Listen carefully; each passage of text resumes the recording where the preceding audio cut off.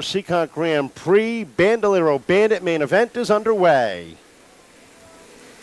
Salamito Meyer getting comfortable pretty quickly, racing side by side. Sutherland, there's that experience you were talking about, filling the hole down the bottom, quickly up to third as they round turn 4. Yeah, Carl Sutherland with a good run on the inside, already picking up the number 2 spot, battling with Van Houten across the stripe for second.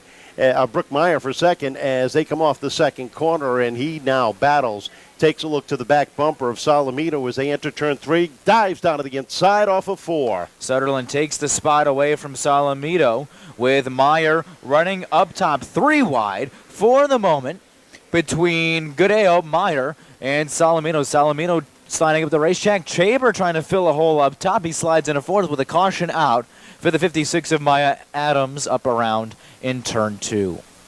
First time. Off of 4 they come, and we're back underway. Saddling again with a jump as they leads down into turn number 1. And look at Goodale just glue himself to the back bumper coming off of turn 2. Jace Chaber down to the inside looking for third as they hit turn number 3. There's the track experience, finding openings in the bottom, working your way up, finding the grooves that are working.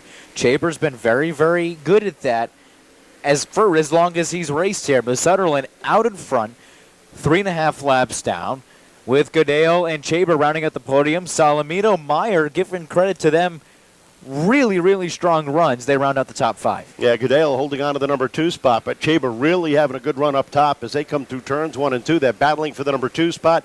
Chaber looking for the lead down into turn number 3 as they come through the corners.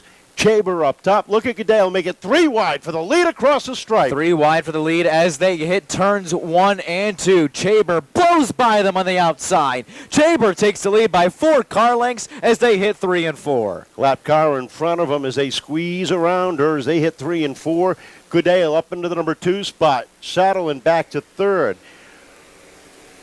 Fourth is the 22 of Brooke Meyer. Salamito back to 5th in the number 66 as they come down the back straightaway. Chaber, though, large and in charge off of turn number 4. 7 laps are on the board. Goodale second, Sutherland in third. Meyer now holding on to the 4th position.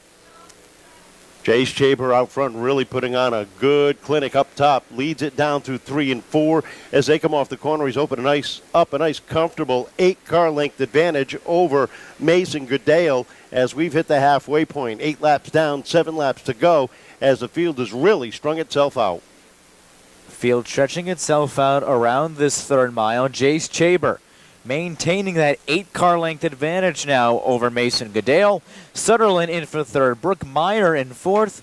And Salamito rounds out the top 5. How about Elias Dibb? One of the youngest kids in this division, 8 years old, barely 8 years old at that. And he's hanging in for 6th. Not a bad run for Mr. Dibb. No, and he's had a lot of experience watching his brother race in this division and those growing pains that he fell into. Really, the program that the Dibbs have now is a lot better than it was when his brother said, when Lucas started.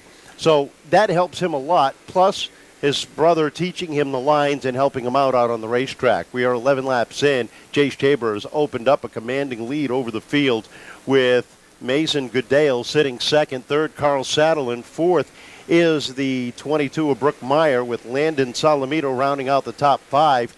And look at the pace that Chaber is setting. He is closing in on the 7th place car right now, or the 8th place car, Wyatt Goodale. That's just, I'm going to beat the dead horse. It's comfortability. We got problems on the front speedway. Brooke Meyer going around across right before the stripe, and we are under yellow with 12 laps up on the board. I know it says 13, but I believe it'll be dropped back to 12. There it is. Because we go back to the last completed. As did Jace Chaber. Jace, also searching for his first career win. Field is green, and we're back underway. Goodale really hanging tight up on the outside as they come off of turn 2, but Chaber just a little bit stronger on the inside. And that's another thing that these drivers aren't used to is the restarts off of 4. 2 laps to go for Chaber, Goodale, Sutherland, and Salamito, your top 4. Elias Dibb rounding out the top 5. Field now stretched out as they hit turns 3 and 4. Chaber with 6 car lengths of separation between him and Goodale, with a white flag being waved. Final time around, and Dibb getting caught up down on the inside. Trouble for the 22. Brook goes around again and catches the 07 of Landon Heim, and the 18 of Van Houten getting involved with that one as well. And we are slowed up at lap number 13. The back end snapping out from underneath the 22 of Brook Myers. And for the Seekonk Grand Prix, Bandolero Bandits, Mason Goodale has been right there knocking on the door. We'll see if he can knock it open and slide his way through to victory lane, or will it be Carl Satterland finding his way through? How about Landon Salamito looking for the green? There it is, and we are back underway. Goodale with a good run on the outside, hanging tight as they hit turn number 1. Chaber able to break away by just about a car length into the back straightaway. Behind them, it's a side-by-side battle for third between Salamino and Sutherland. They hit turn 4 with the white flag in the air. One final time around for Jace Chaber as he sets the pace down into turn number 1. Opens up a little bit of an advantage as trying to put that Cumberland, Rhode Island machine into victory lane. There's a checkered flag. We are completed, and it'll be Jace Chaber taking down the first Seekonk Grand Prix Bandolero Bandit win.